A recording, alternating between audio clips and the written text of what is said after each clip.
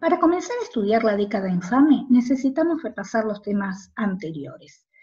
Desde que se dictó la Constitución, los periodos presidenciales los organizamos en grupos teniendo en cuenta características especiales, comunes entre ellos. Recuerden que veníamos de idas y vueltas, de acuerdos y desacuerdos, el país dividido en federales y unitarios, luchas internas. Costó muchísimo llegar a tener una constitución federal que nos uniera como país. Nuestro primer presidente fue Urquiza, de 1854 a 1860, y luego lo sucedió Derqui, de 1860 a 1862. Tengan en cuenta que cuando hablo de primer presidente es bajo esta Constitución Federal, la del 53, porque en realidad tuvimos un presidente anterior bajo una Constitución unitaria, si se acuerdan, Rivadavia. Luego encontramos un periodo llamado de organización nacional, desde 1862 a 1880, con los presidentes Mitre, Sarmiento y Avellaneda. Como dice la misma palabra, organizar al país.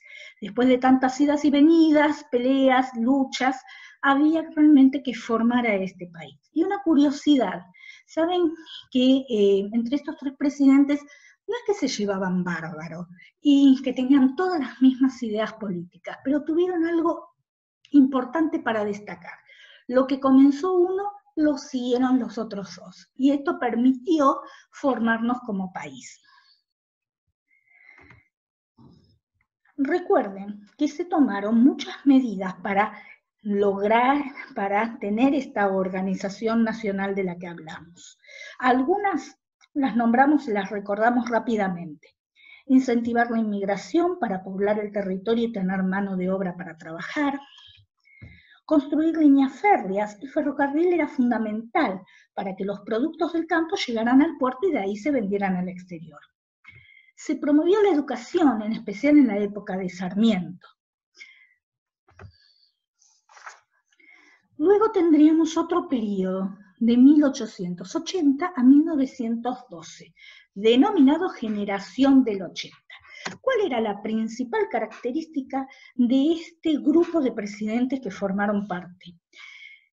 Es que eran elegidos a través del fraude. Sí, lamentablemente las elecciones no eran correctas. Recordad que pertenecían al PAN, Partido Autonomista Nacional, a la oligarquía de nuestro país. Veamos los presidentes que formaron parte. Ustedes este cuadro ya lo tienen por Word, lo hemos trabajado, lo pueden recordar. Teníamos Julio Argentino Roca, Juárez Celma, Pellegrini, Luis Sáenz Peña, que era el padre, Uriburu, Roca, que tiene dos periodos, es el mismo, Quintana, Figueroa Alcorta, Sáenz Peña y Victorino de la Plaza. Recuerden que fue un periodo importante, tuvimos muchos presidentes porque algunos vice tuvieron que asumir como presidentes por la renuncia o porque había fallecido el que había sido elegido como presidente. Durante este periodo se adoptó el modelo agroexportador. ¿Te acordás? Lo hemos trabajado mucho. Si recuerdan, esto significa que exportábamos a Europa, en especial, productos de campo, de la agricultura y de la ganadería, cereales, carnes. Para ello necesitábamos continuar la extensión de líneas férreas, para tener los productos agrícolas del campo, llevarlos hasta Buenos Aires, de Buenos Aires al puerto y de ahí venderlos al exterior. Se incentivó muchísimo la inmigración para obtener mano de obra para este modelo agroexportador. ¿Te acordás que vinieron muchos de España y de Italia? ¿Qué más sabíamos de acá?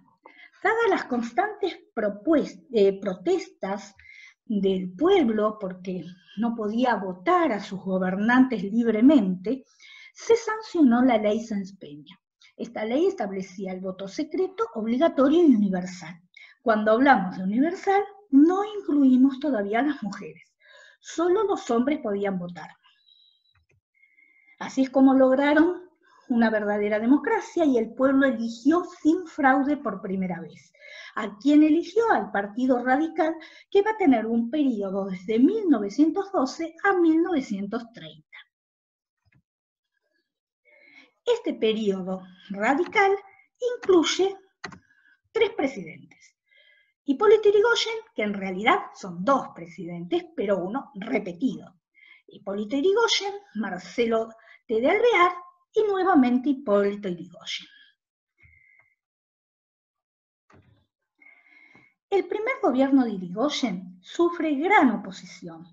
Se desarrolla la Primera Guerra Mundial. Veamos, una situación dificilísima, sobre todo para nosotros que no participamos en la Guerra Mundial. ¿Se acuerdan que tuvimos una postura neutral? Pero económicamente nos afectó, porque le vendíamos a España, a Inglaterra, a Europa, le vendíamos los productos y al estar ellos en guerra no podían comprarnos. Por lo tanto, nos perdimos exportación, nuestra situación económica fue dificilísima y comenzaron también toda una situación social, porque al no tener exportaciones, no se vendían los productos, se perdió el trabajo, empezó la desocupación, las protestas sociales, toda una situación que viene toda junta por esta situación de la guerra. El primer gobierno de Yrigoyen fue muy difícil desde lo económico y desde lo social. El gobierno de Alvear llega con la finalización de la guerra. Europa, que había quedado destruida, necesitaba nuestra materia prima. Aumentan las exportaciones y esto implica una gran mejoría económica. Fue un periodo próspero. Y por otro lado, como él pertenecía más al grupo de la oligarquía del país, la oposición fue menor.